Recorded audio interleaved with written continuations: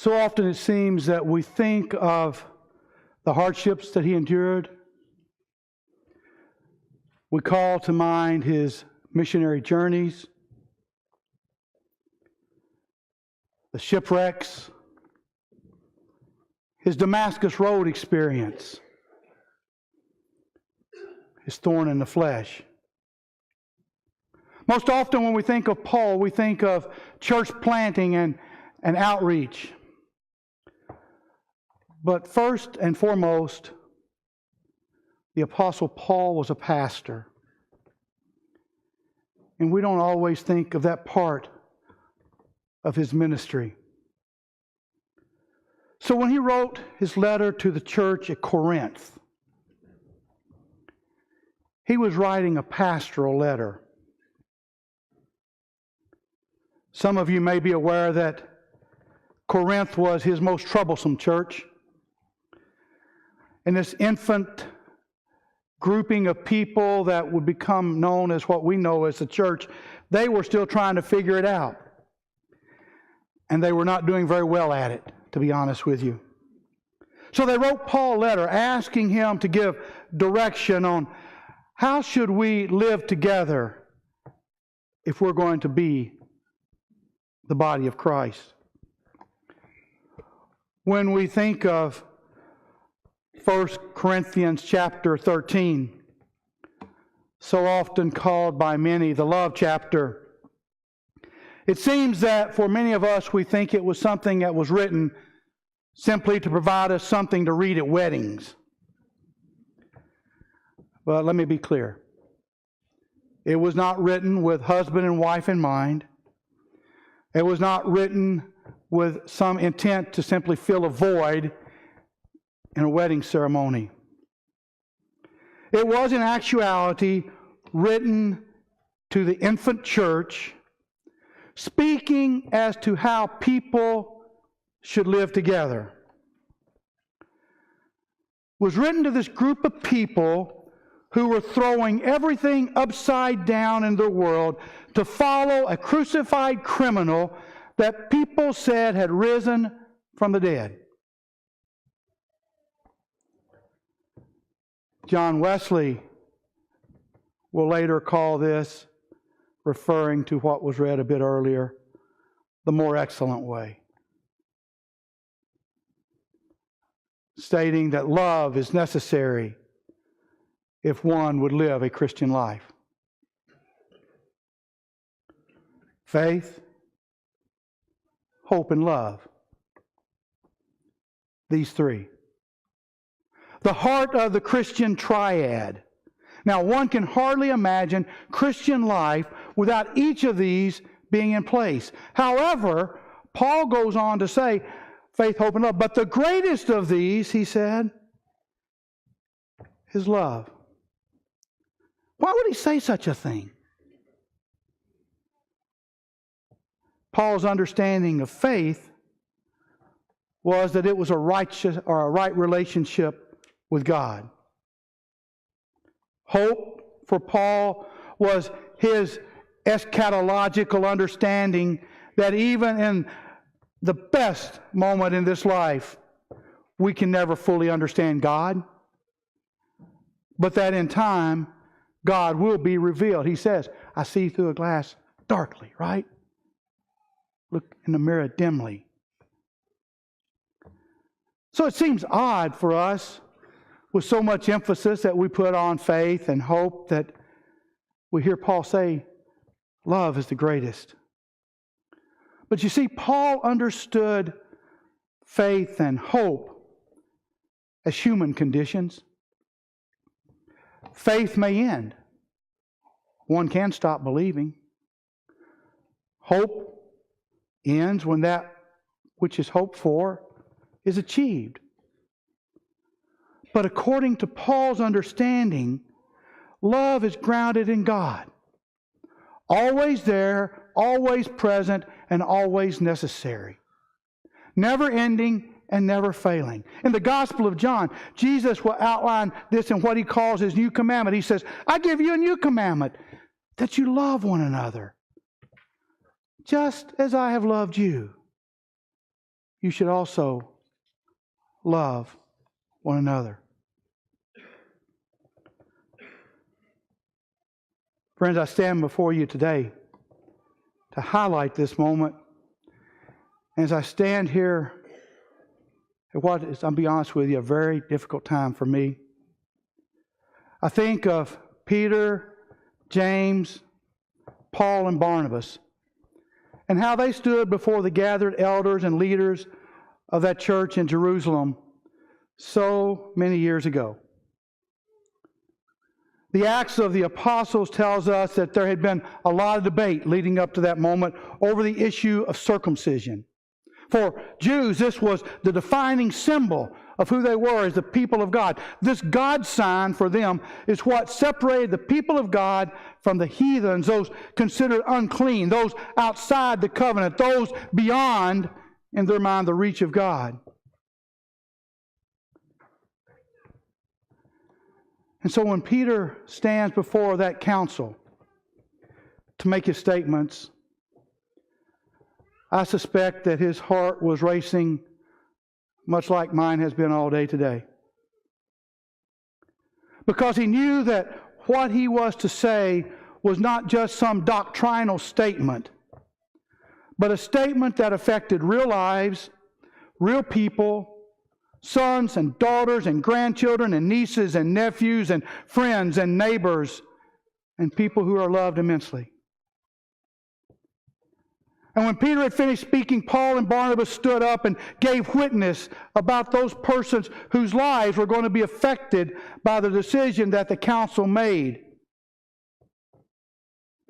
And then James stands up and closes out the discussion by reminding those gathered of the powerful movement of God upon the lives of people that they had long considered outsiders and unclean.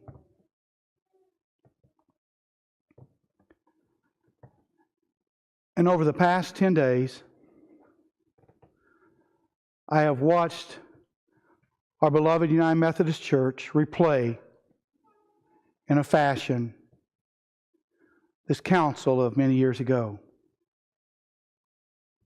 The issue was no longer circumcision, but how LGBTQ persons would live out their faith and relate to the United Methodist Church.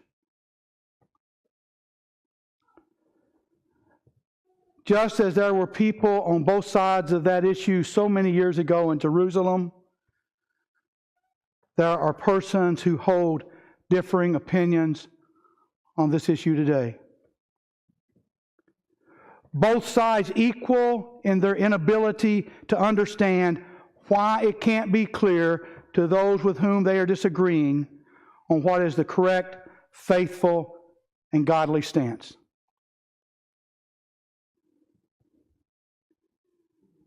Gathered in the sanctuary today are people who strongly disagree on this issue.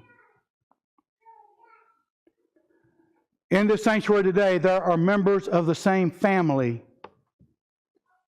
who disagree on this issue.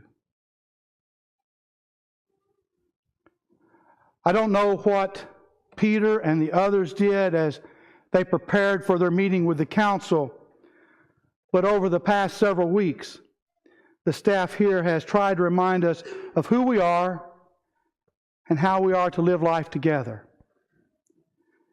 And we've talked about the 3 simple rules. Do no harm, do good, stay in love with God. I'm going to urge you to remember those today and remind you the love with which you hold one another. I'm going to ask that you refrain from verbal comments, from applause, or any type of expression that would harm those with whom you disagree or for whom the decision of the General Conference is painful. Because even though that you may feel strongly about your stance, there are those who feel very hurt and broken. Now, for those of you who are not aware, the General Conference is the worldwide body of the United Methodist Church.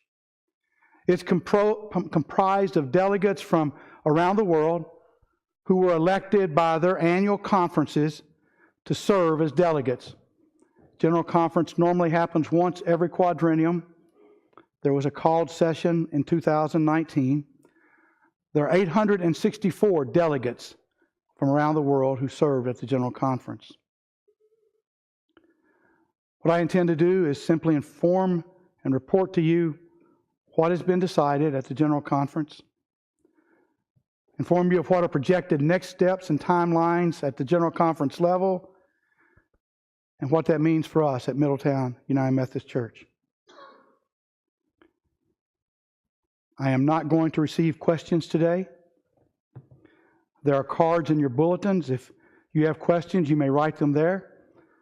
When you come to the altar for communion later in the service, you may leave your questions at the rail. We will respond to them in a timely manner.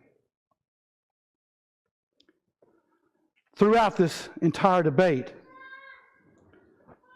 that's been going on in our denomination for many years now, the United Methodist Church has affirmed the sacred worth of LGBTQ persons. Some of you may agree or disagree over how successful that has been or how that has really felt. The debate has not been over the participation of LGBTQ persons in a local congregation. The actions of the General Conference debate focused on whether or not an LGBTQ person could become an ordained clergy person in the United Methodist Church, and whether United Methodist clergy persons could perform same-gender ceremonies, and would those be held in our sanctuaries.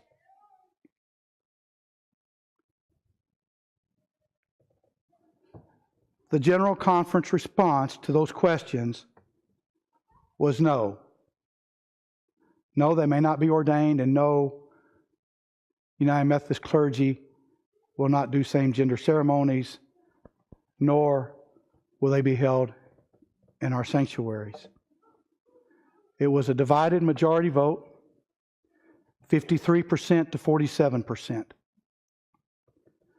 In doing so, the General Conference approved what was called the traditional plan. In order to get to this moment, I saw acts of kindness and great compassion. However,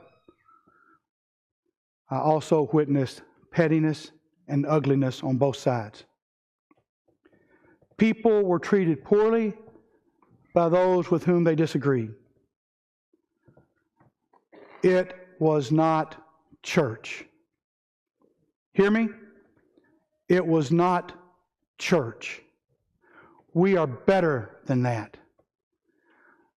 I wanted someone to stand up and simply say, in the name of God, no matter how far apart we are, we cannot treat one another like this. We should not treat anybody like this, as we treated each other there. We don't have to agree. But in a moment when we had an opportunity to witness and show to the world Christian charity and kindness for those we have called brothers and sisters, we fell into the trap of political maneuvering and hatefulness on both sides.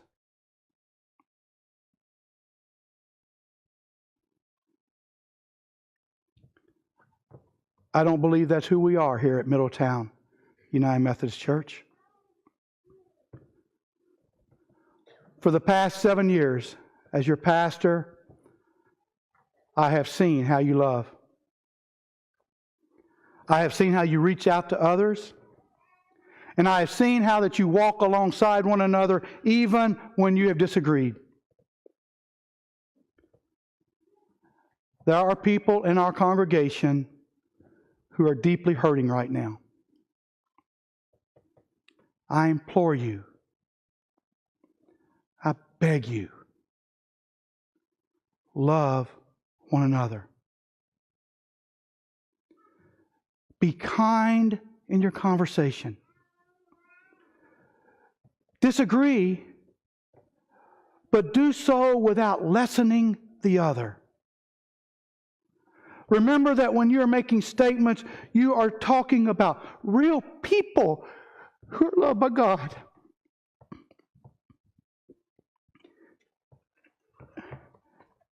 No matter which side of the issue you're on, folks.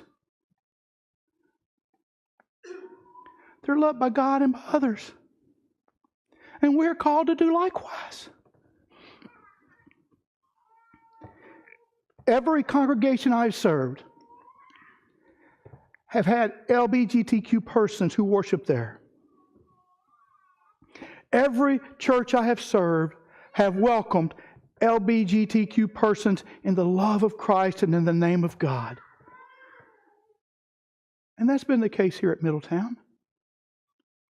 And we want LGBTQ persons to know they will still continue to find a place of welcome and love here in this place. That's who we are. If not, that's who we should aspire to be. A question on all of our mind is, what's next? What does this mean for Middletown United Methodist Church? First of all, the plan that was approved is called the traditional plan. It's been referred to the Judicial Council, that is the United Methodist Church Supreme Court. In April, they will meet to determine if it's compliant with our Constitution. There were 17 places prior to the vote that the Judicial Council had already ruled in what is known as a traditional plan that were either unconstitutional or failed to meet the measure of legality for our church. I anticipate that several parts of this plan will be ruled unconstitutional. The plan has in place penalties that are mandated for clergy, for bishops, for others. And the Constitution of the United Methodist Church guarantees clergy fair process or due process. And this plan removes that. If it's overturned, the parts of it that are overturned will not take effect. They'll simply be laid aside. And in doing so, we will retain the language that we have had for the past 30 years in the United Methodist Church. It does not allow for same-gender ceremonies or ordination. But it does mean that there will be language that will be taken into law that will affect clergy, bishops, and our boards of ordained ministry. Let me say this pains me. While the United Methodist Church did not officially split, it is obviously a house divided. I liken it to couples who have come to me having marital issues and contemplating divorce, and I always urge counseling, but sometimes counseling does not work. That's true in this case. The differences that we have in our church are irreconcilable.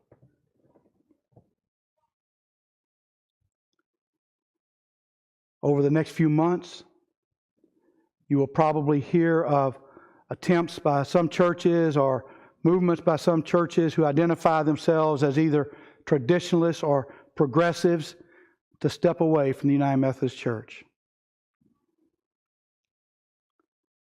However, I do think that both sides will come to the table in 2020 with a distinct plan of separation, hopefully amicable.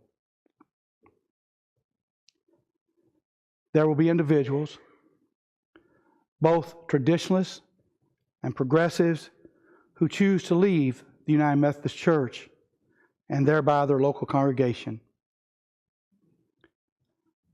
My heart breaks over that. I think it's a shame. Folks who have worked together for many years to make a difference in the world will no longer be doing that. The pain that they must be experienced to cause them to do that must be intense.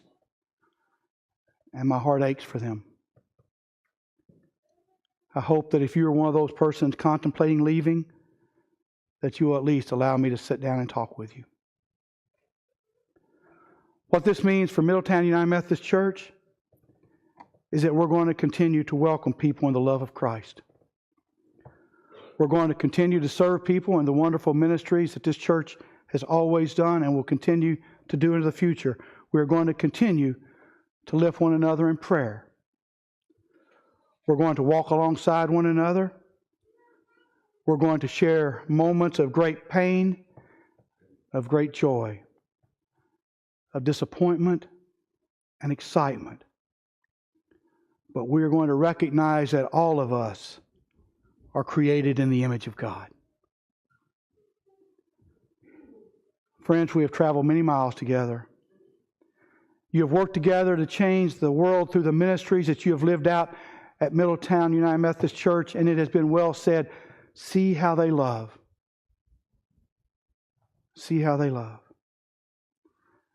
I prayerfully ask that you continue on the good path that you've been traveling.